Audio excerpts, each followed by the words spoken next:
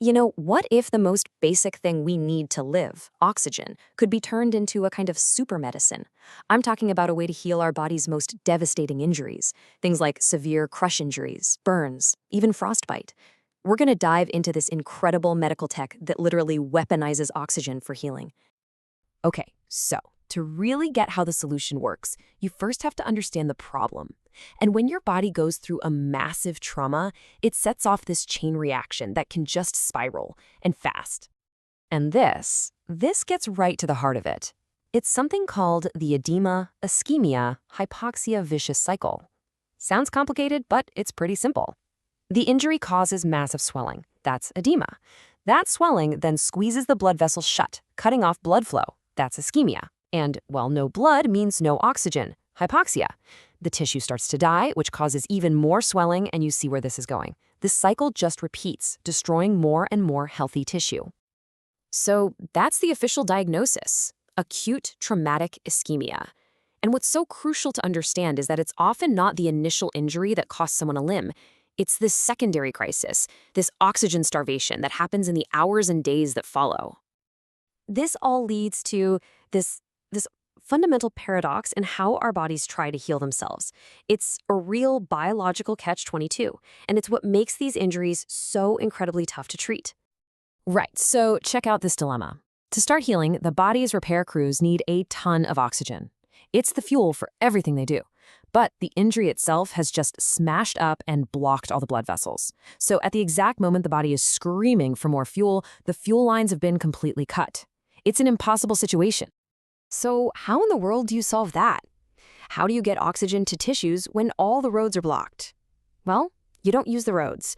You create a whole new delivery system. And this is it, hyperbaric oxygen therapy, or HBO. Here's how it works. A patient goes into a pressurized chamber and breathes pure 100% oxygen. That high pressure literally forces huge amounts of oxygen to dissolve directly into the liquid part of the blood, the plasma. So think of it like this. Your red blood cells are delivery trucks, and they're all stuck in a massive traffic jam caused by the swelling. This dissolved oxygen, it's like a fleet of tiny motorcycles that can weave right through the gridlock and get that life-saving package straight to the starving cells. And what's amazing is that HBO therapy doesn't just make the delivery. It actually helps clear the traffic jam too. It has two main effects. First, you get hyperoxygenation, that massive flood of oxygen we just talked about. But second, it also causes something called vasoconstriction. It gently narrows the blood vessels, which helps squeeze out all that extra fluid and bring down the swelling. It attacks the vicious cycle from both sides. Okay, so that's the science behind it, which is pretty cool. But let's see how this is actually used in the real, high-stakes world of trauma medicine. Because this is not just some theory in a lab. Just look at this. This is a standard treatment flowchart for severe crush injuries. And you can see, right there after the initial surgery and critical care, hyperbaric oxygen is listed as a key step. It's used to fight the swelling, save skin grafts that are struggling, and even stop deep bone infections before they start.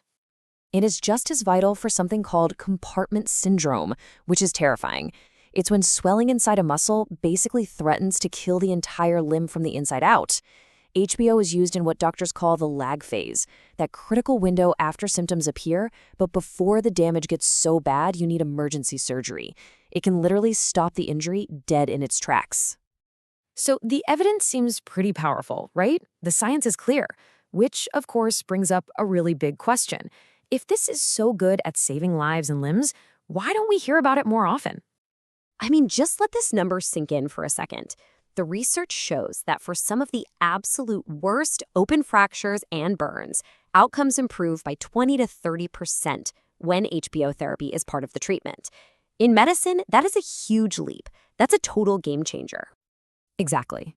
With a number like that, you'd think every major hospital would have a hyperbaric chamber ready to go. But that's not the reality, which leads us right to this question. According to the sources, it really boils down to three big problems. First, just pure accessibility. It's estimated that only about 5% of facilities in the US are even equipped for these kinds of emergencies. Second, reimbursement. Getting insurance to pay for it is a constant battle. And finally, believe it or not, it's about attitudes. there's still this lingering que sera, or whatever will be mentality among some clinicians. This idea that complications are just going to happen, instead of seeing them as something you can actively fight with a therapy like HBO.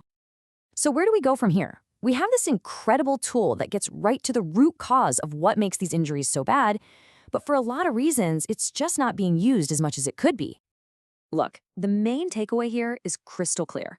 Hyperbaric oxygen isn't magic, but it is a powerful, science-backed treatment that gives people with these awful injuries a significantly better shot at recovery. And it works for a very simple reason.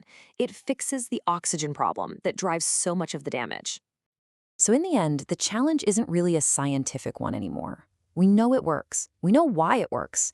The real challenge is about the system.